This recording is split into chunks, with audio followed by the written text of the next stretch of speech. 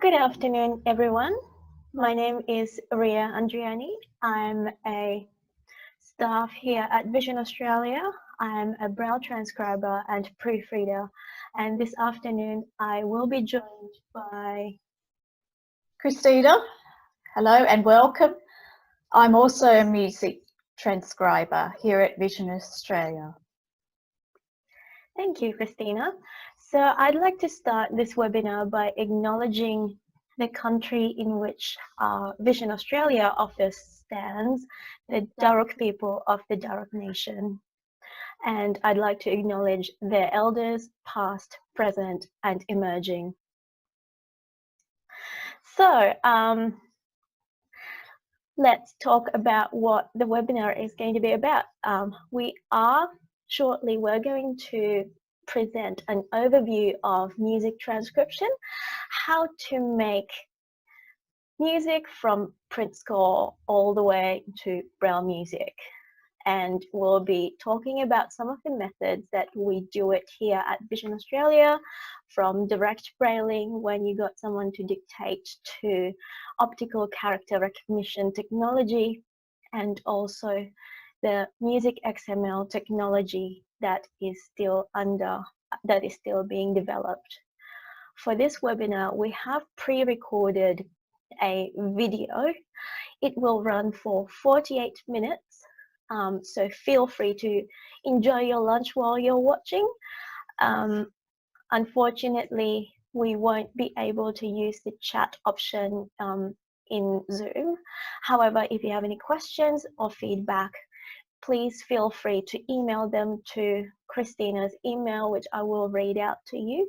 It's Christina, CHRISTINA.Christensen, CHRISTENSEN @visionaustralia.org. Enjoy.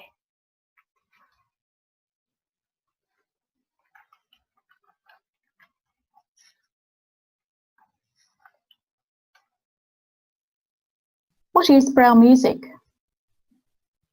Louis Braille, born in 1809 and blind from the age of 3, invented the Braille literary code at the age of 15. He was passionate about music. He played the organ and wanted access to print music, so he developed the Braille music code. As you can see here, this is the Braille cell, and Louis Braille not only developed the music code, he also developed the literary code.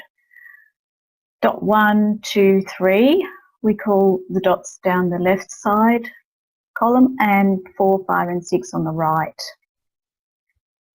Many of the symbols that are used to write Braille letters are also used for music Braille notes and symbols. So the literary letter D, that's represented by dot 1, 4 and 5, 1, 4, 5, corresponds to the music note name C. That's because Louis Braille based the Braille music code on the solfège system of do, re, mi, fa, sol, la, ti, do, you probably know of from Sound of Music. And do is the note C, so that's where that derived. I'm going to talk a little bit now about how to write. So here we have D. This is the literary letter D in Braille, dot 1, 4 and 5. And that's a C quaver in music. Then D quaver, E, F, G, A, B, C again. Now I'm going to continue and have a look at crotchets. So crotchet notes, for these exact same letter name of notes, all you do is add a dot 6 to the quaver sign. So that makes it fairly straightforward. There's nothing changing except one dot. So a 1-beat crotchet note, you add 1 dot here to what we had up here, as you can see. Dot 6 is missing on these. They're all quavers. So now we have crotchets. and minims to beat notes generally. You add a dot 3. So it's still the same principle, just adding an extra dot in a different position. And the super brief notes usually taking up 4 beats.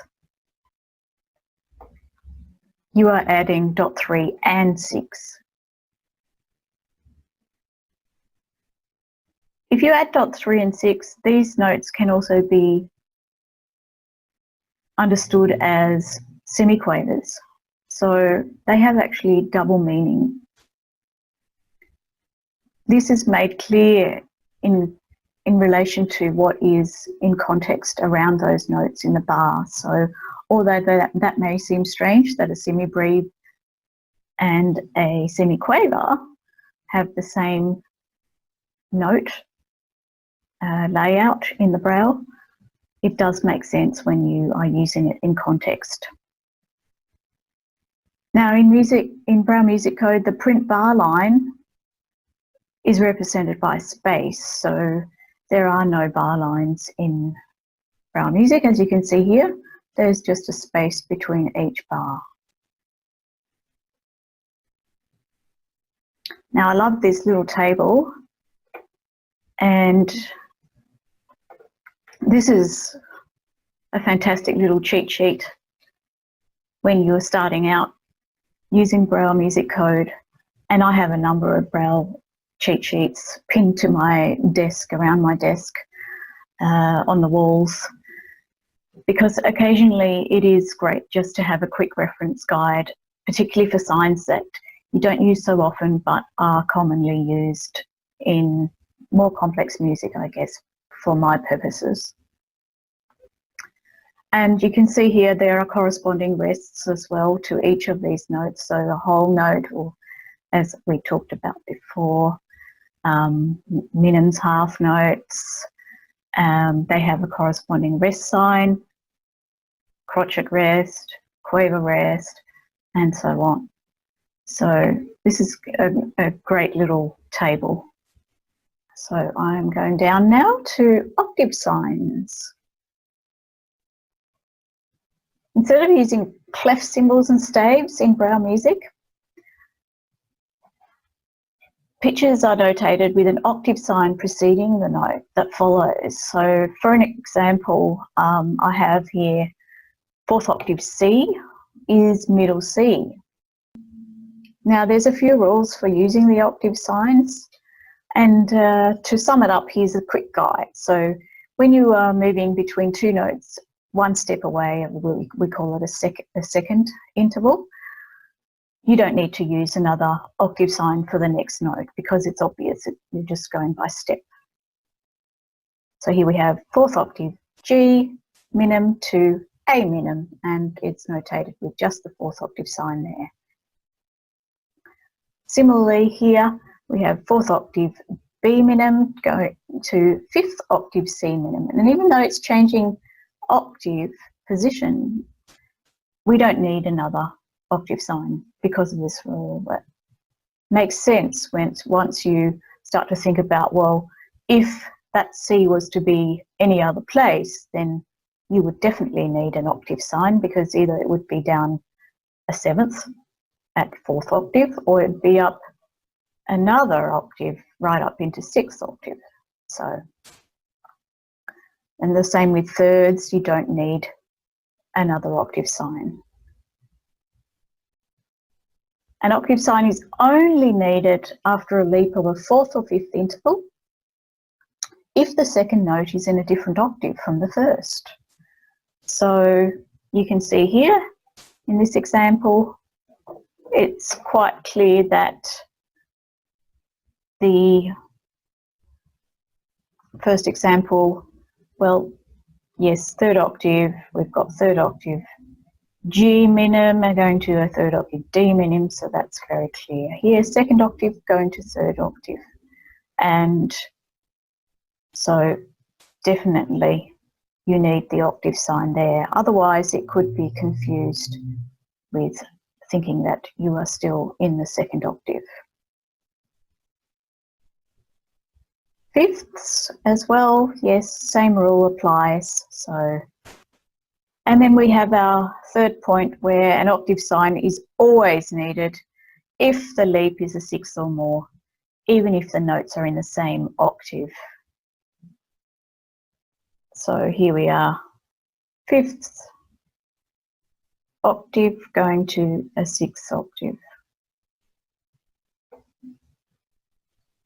And that's very, very important set of rules, something to check every time that you braille any music. Now I'm moving on to key and time signatures. So in print music, we see key and time signatures in line with the following notes, and in Braille, these are usually set out at the top, centered in the middle of the page before the music begins. Here are some time signatures, so 3, 4, and in Braille music you use a numeral sign, which is this backward looking L sign shape with the 3 and a lower 4. So that's, once you learn the numbers of the Braille code, then this becomes quite easy to write for any other time signatures. Common time has its own symbol as well, just as in print music, and cut common time also has its own symbol. And key signatures, we've got sharps, flats and natural signs as well for accidentals occurring through a piece, or if you have a key change.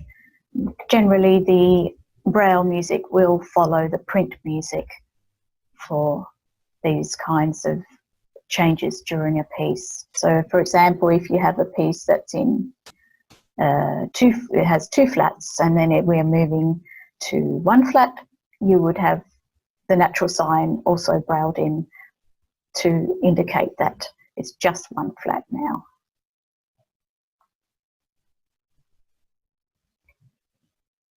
So here's a few more examples, and this particular example here, you can see that 2/4 time, it's got 1 sharp, so 1 sharp at the start, then a numeral sign, and 2/4, and there are no spaces between whatever the key signature and time signature is.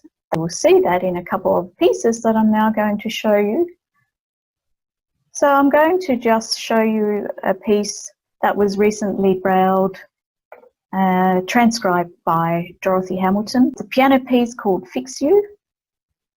Up the top there's the 3 flats, I'm pointing to it with a cursor, and then followed by 4/4 time, and the orange arrow is actually just pointing to an octave sign. I just wanted to show that there's a 4th octave G. And the bars, as you can see, they are spaced out. So you've got left hand part and right hand above in the Braille code. And that's how piano is set out. So although there's not clef signs used, we use a left and right hand sign instead. Without going into too much detail, I just thought it's worthwhile to mention too that the bar numbers are referenced out here on the left. So you have bar 1, and it's also indicated that it's first system in the print music here in the bass or left hand. And you've got bar 3, down the side here 5, 6, and here it shows once again that we are on to system 2 now at bar 6, and you can see in the print up here that that is the second system of the music. So that is fantastic for anyone learning to play the piano, having a lesson, that they can reference the bars easily in that way. The next piece is a piece that I brailled not so long ago called Kyrie, and it is set out here for soprano, alto, tenor, bass voices. by Joseph Haydn, and I was asked to only supply the client with the soprano part.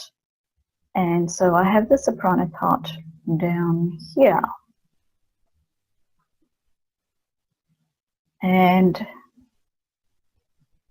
what I have the orange arrow pointing to in this piece are the lyrics. So I'll just scroll back up and have a look at the first set of lyrics. They are Kyrie eleison, and that is what is written.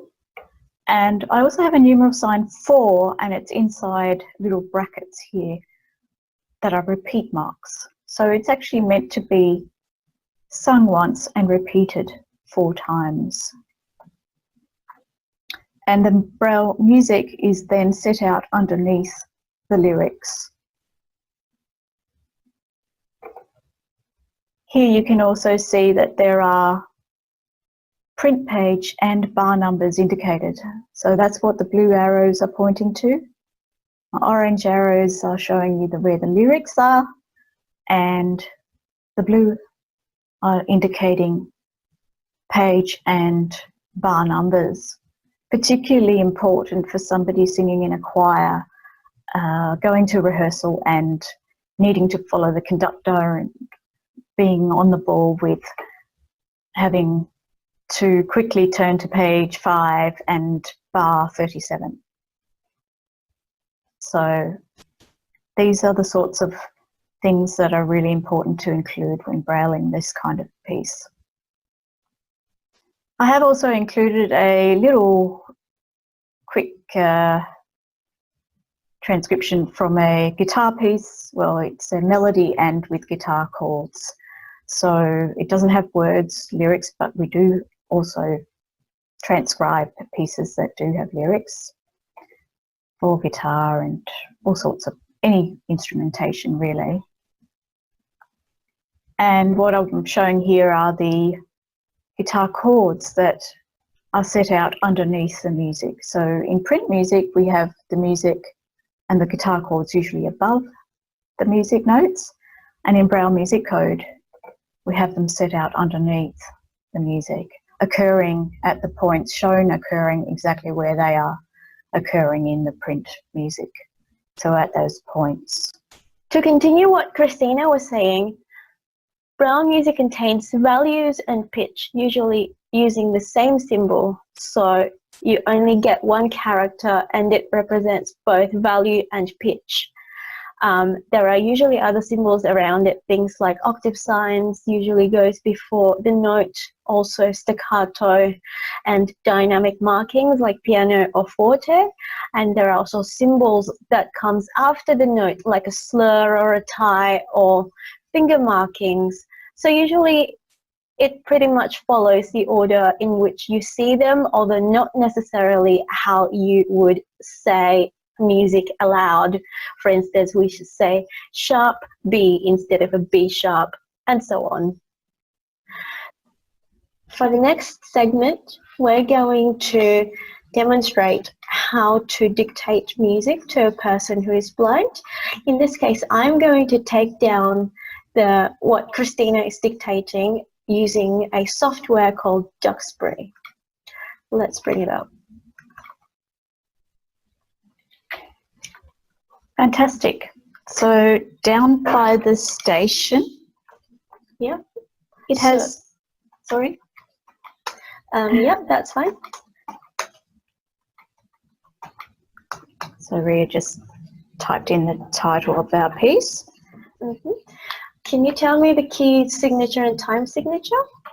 Certainly. It's 2 sharps and the time signature is 4/4. Okay.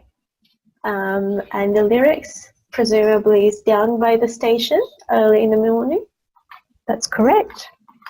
You know this song well.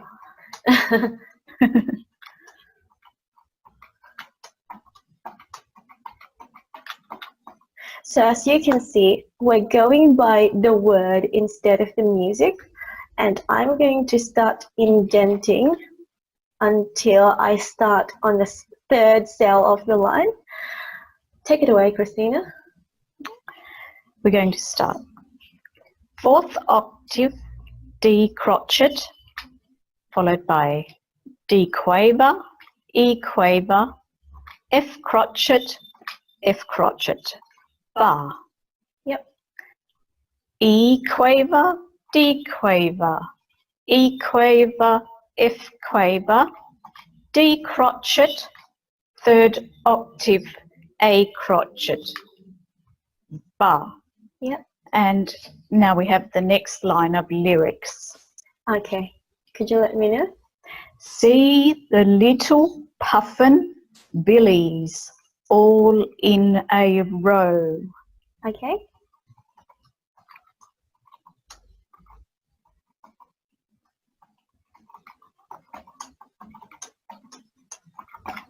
Is that right? Yes, perfect, great. Lovely. And this begins fourth octave, F quaver, and we have all quavers in this bar, so I won't repeat quavers, just the note names. Okay. F, F, G, A, A, A, A. Bar. G crotchet, G quaver, A quaver, F minim. And we come to our next line of lyrics. Okay, what is it? See the station master turn the little handle.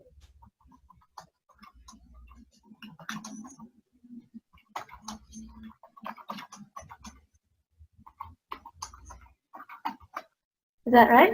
That's right. Okay, take it away. Fourth octave, A quaver, A quaver, A quaver, A quaver, A crotchet, bar. Yep. B quaver, B quaver, C quaver, D quaver, fourth octave, A crotchet, F crotchet, bar. That's the end of that line. So our final line, chug, chug, toot, toot, off we go. All right, so there are a couple of repeats on this lyric. So what we can do is we can abbreviate it by using a repeat sign. So this is the first repeat that will signify the start of it. That ends the repeat. Now I'll do the next one, which is toot.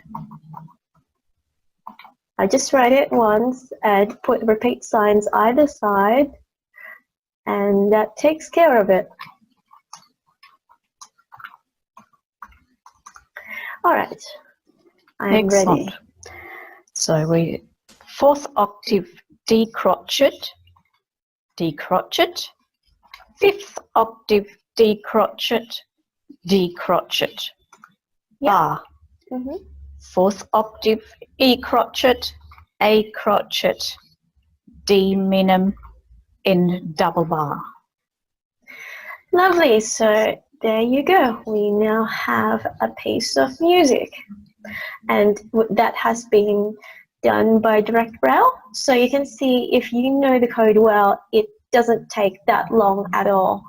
But to be able to get to this level, it took me years to be able to write that fast. So following on from direct brailing, you can see that that can be great for short pieces that a student may need or something like that. However, when you get a longer piece with a lot of notes, it's good to be able to quickly translate that.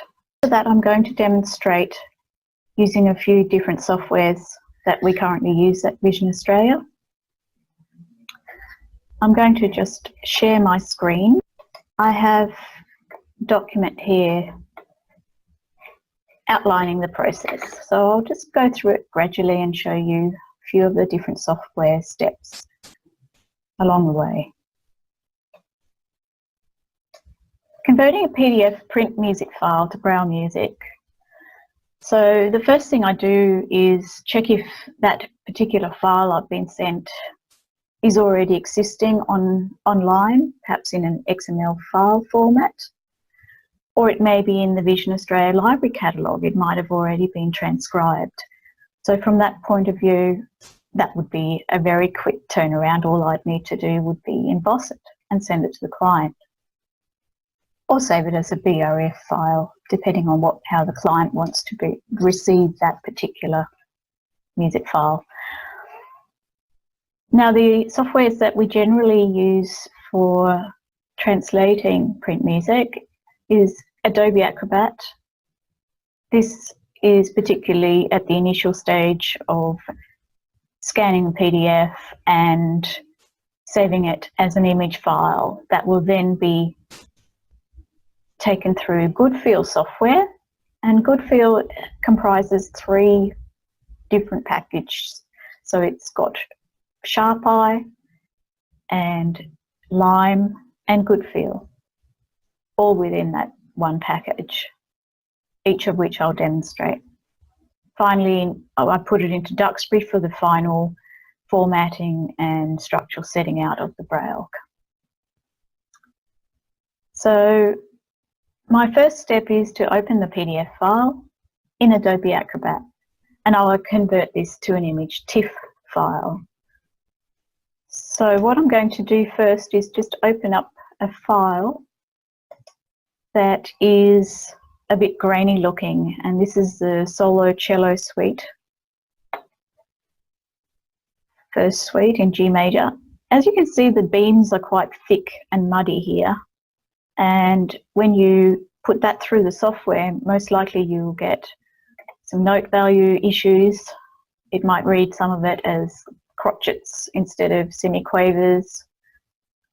You can also see that the staves are a little bit uneven, wonky, and the scan is overall not too clear. Even some of these natural signs further down could be problematic. So that's something to look out for, and if you can find something that's cleaner, either online or purchased elsewhere, that's definitely worth it, because you will save time in the end when you put it through the translation software. So this is a nice clean file. As you can see, the staves are nice and straight, and also the natural signs look much more clear down here. So that's the file that I'll be using to convert. Now the first step is within Adobe Acrobat, which is where I've opened this file, I am going to export it as an image file. So I will do that here, image, and save it, export as a TIFF. There we go, save, yes. Okay, that's done. 2, open the SharpEye software. So this is within Goodfeel, and I'm going to open the music, edit as needed, and save. So I have SharpEye here. Within SharpEye, you can see I've already imported my file here in SharpEye, and I just want to show you that you can edit a few things within this software by clicking through different notes. You can highlight several at a time. You can change the beams if they look wonky. It might be if a couple have come through. You can change the notes too, or you can click on the key signature, change that. Let's go back to G major. You can change the time signature as well, clicking on any of these. So there's a few editing options in this software that are good to use. So the next step here is to save this as a NIF file, and it's going to be using that to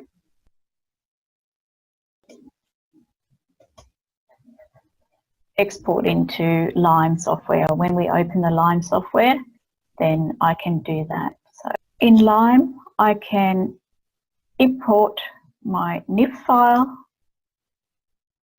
and there's my first page that I saved,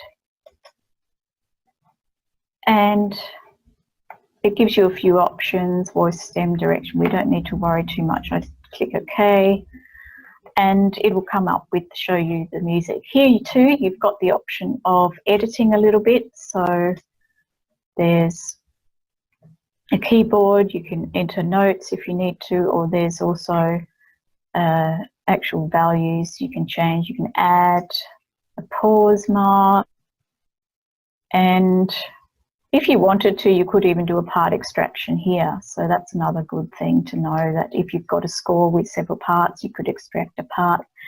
You might just want the alto part from a vocal score.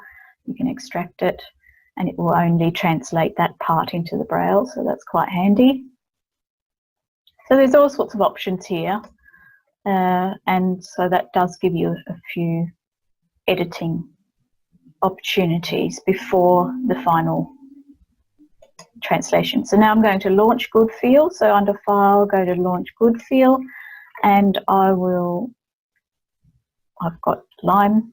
Yep, I'm going to save it as a Lime file. So it comes up with this little box of options for you to go through.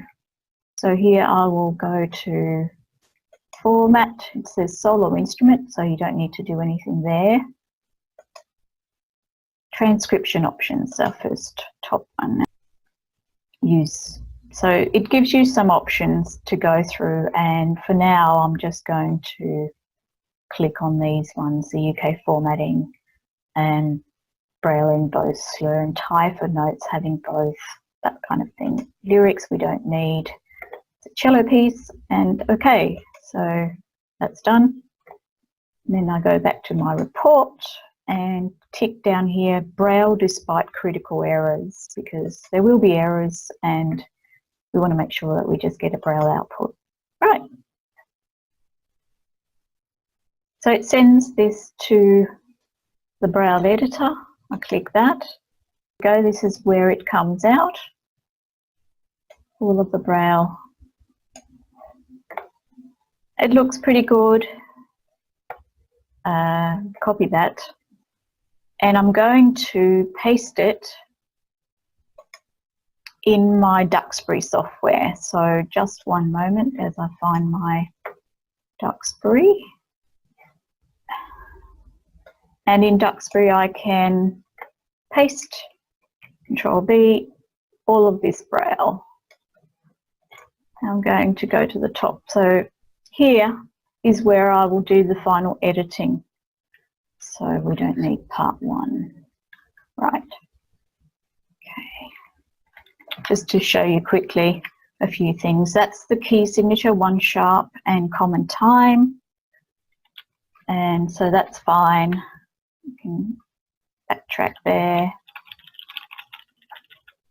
The final step is embossing the music or saving as a BRF file, which can then be emailed to the client and they can emboss it at home if they have an embosser. One other thing I'd like to just mention is that instead of SharpEye, the OCR software that I used at the very beginning of this demonstration, sometimes I will use Photoscore and Sibelius to open a PDF, editing the music within Sibelius. The reason I would prefer to do this is that actually Photoscore and Sibelius are within the same program, and the time save is quite notable. When you get to, for example, extracting parts from a Sibelius score, it's easy to do. I can also save the Sibelius file as an XML file, which at times does produce better end results when translating through Goodfeel software. So here I have Photoscore, and this is just a page, a piece that's come through. That's the original you can see here up the top. and that's the scanned version. So it looks quite good. It does do quite a nice job in that respect, and it's quick to convert it as well. Then I can save it in Sibelius and export it as a music XML file, which is under File, Export, Music XML, Uncompressed XML, and click Export.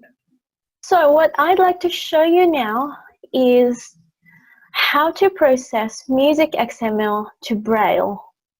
We've talked a bit about music XML throughout this presentation, so I'm just going to explain a bit more about how this works. So music XML is a format in which lots and lots of mainstream software find a common ground. So if you're a Sibelius user and your friend uses Finale, then you send them their stuff using music XML, for instance. So then you can open it in both Sibelius and Finale. And in our case, we're using Lime, which is part of the Goodfeel suite software.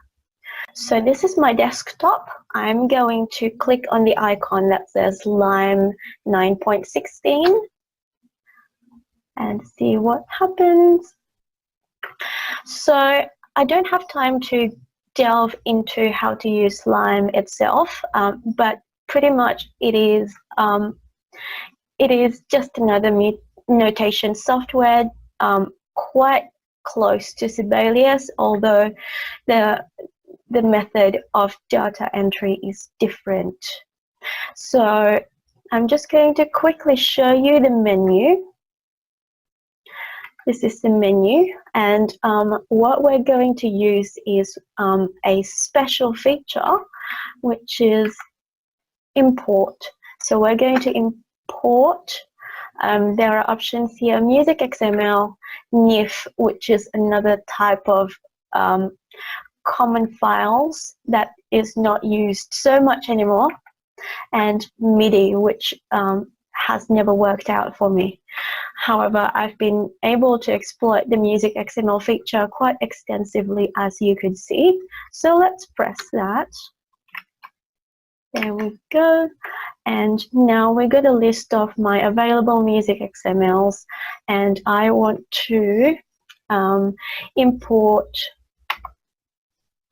What is Our Life by Orlando Gibbons. Okay, so what we got here on the screen is options to import music XML. So there are all options here. This file has been prepared quite well by the editor, so hopefully I can just import and hope for the best. All right, so what you should be able to see right now is how this file has been imported from music XML to Lime. The file type for that is, the file format for Lime is lim, L-I-M, and usually it will save the file as lim before it gets converted to Braille using Goodfeel. All right, so format. Now we're going to launch IM Goodfeel. So I'm going back to the menu. Whoops, it's asking me to continue.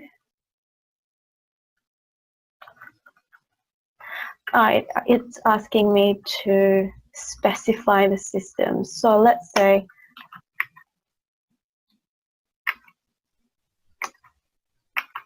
oh, I see, it's not very happy with the pagination. So I'm just going to go with the recommendations of the software because it doesn't really matter to me at this stage. If paginations matter, then there are ways of setting that up.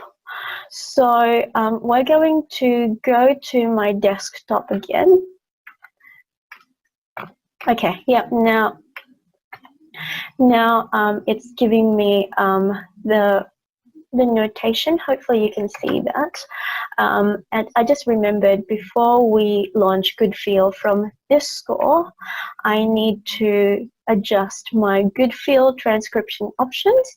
So let's go there. So this is my desktop again. I'm going to go to Goodfeel account. So this is the software that actually converts the music from Lime to Braille. So as you can see, we just imported something from the XML to Lime, which is LIM, the file format that is. And now it's going to go to get processed for one more step in Goodfeel. So let's go to the options here, transcriptions options.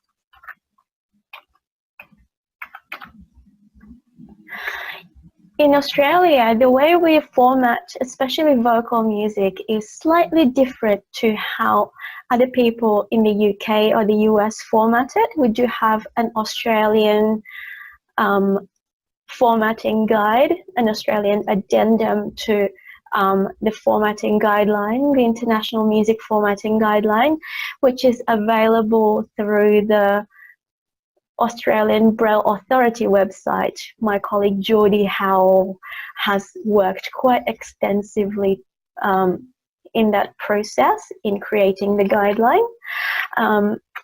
The closest one we have in the Goodfeel transcription option itself is the UK. So I'm going to choose that, and I just need to select some selected some options. Contractions is what Braille users have to minimize the space on their page, because Braille takes a lot of space, a lot more so than print materials. So we contract our words, and in this case I want the lyrics to be contracted.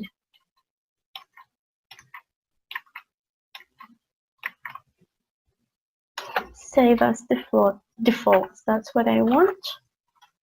And we can get out of this and go back to Lime.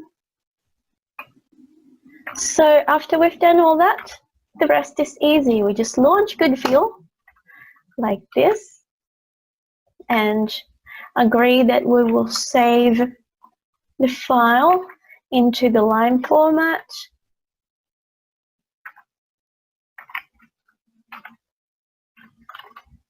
And sorry, I just lost my focus. Okay, so I'm going to maximize this screen. This is the Goodfeel Intermediate, and it contains reports of all the errors that have been discovered in this file.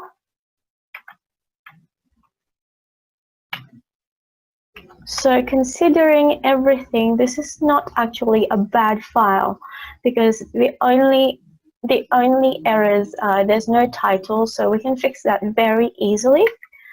And well, just Braille, despite critical error, it's not as critical as some might be.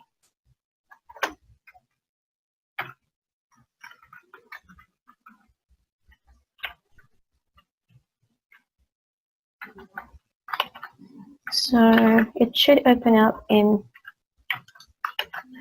Braille now.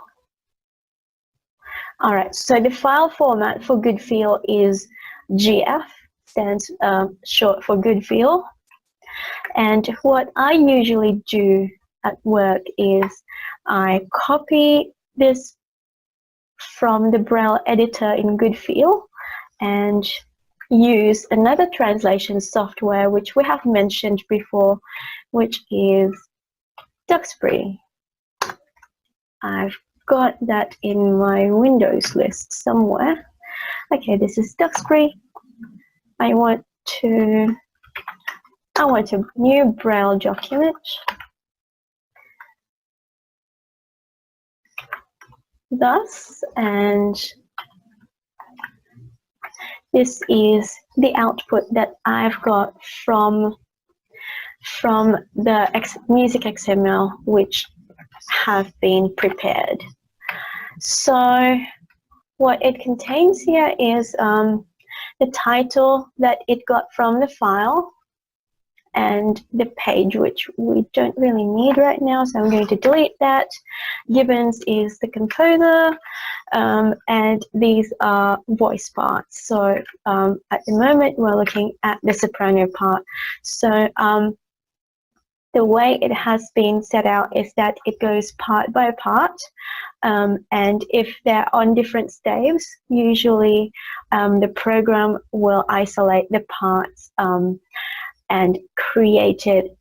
It's a bit like a part book where you can only see your own part but no one else's. So it is a bit limited in that sense. I have here that the tempo is crotchet equals 100, 1 flat, cut common time, and here are the words and the music for it. So there are some unnecessary materials which I can then very easily isolate, cut and paste. So yeah, I don't need this bit.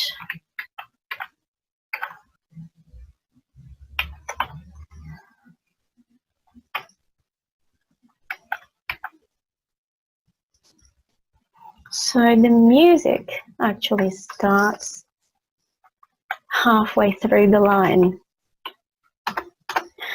and here we have 1 bar of rest, mezzo forte, 4th octave, A semi-breve, bar line, D crotchet, G minim, tie to the next bit of music line, and so on and so forth. So this is an editable file that we have in Duxbury. There's still a fair bit of editing to do. Unfortunately, I wouldn't have time to show you, but I'm just going to talk about how this would play out in orchestral or piano music.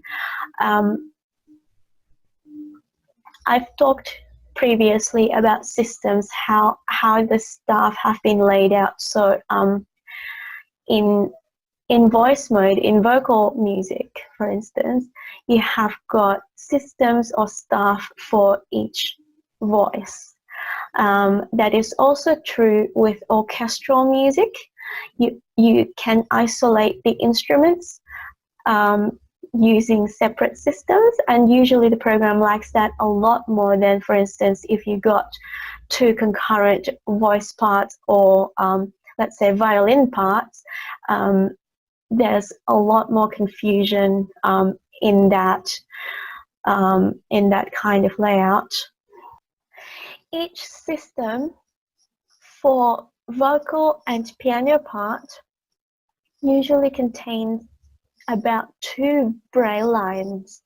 So for vocal music, you'll have a line of words like what we have here, followed, I don't need that line, yeah, followed by a line of music which is indented to cell number 3. And I know that the next bit is words because it starts on cell 1, and I know the next line is music because it's on cell 3, and so on and so forth. For piano music, same idea. You got right hand starting on cell 1 with usually the bar number listed on the left hand side of the page, and usually the right hand starts on, the left hand starts on cell 3. And all the bars in piano music usually lines up between right hand and left hand. With orchestral parts, it's usually slightly different depending on how many instruments you got. You usually have concurrent systems with the number of instruments you do have. If that's being displayed as full scores. But some people also like to have it more like a vocal score or like a part score where you only have your own part and don't need to worry about what anybody else is doing. There are advantages to both, and we do them according to the client's request at Vision Australia. Isolated parts is usually great if you're sight reading. However, full scores are usually great for study scores. For instance, if you're doing harmony analysis at university or something, then it's very beneficial for you to have a full score rather than isolated parts.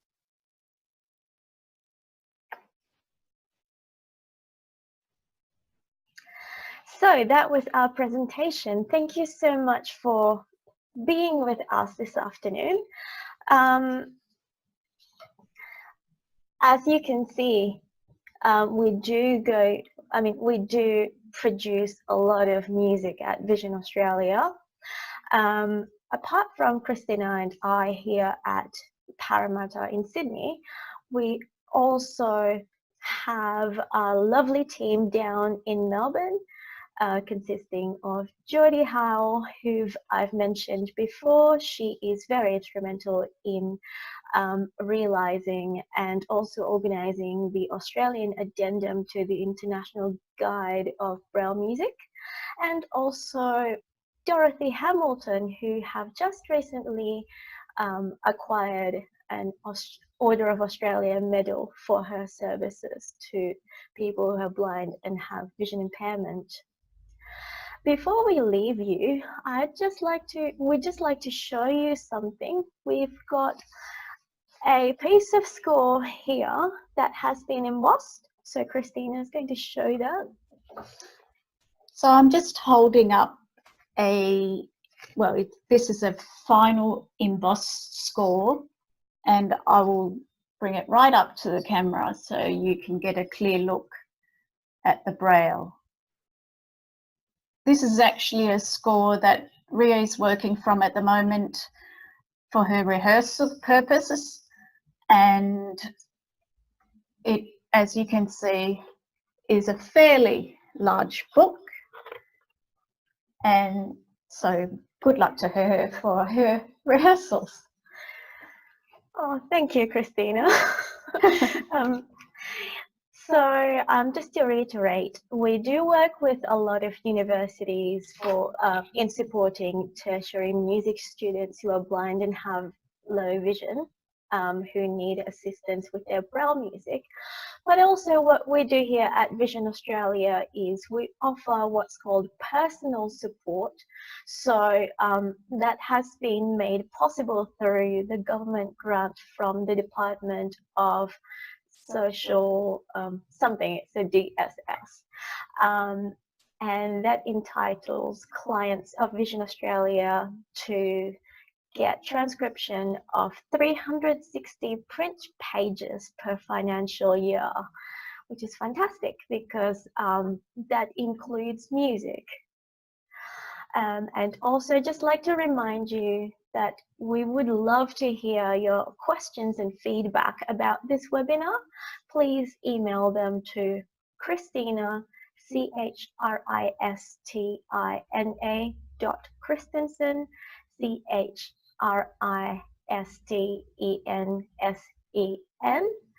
at visionaustralia.org.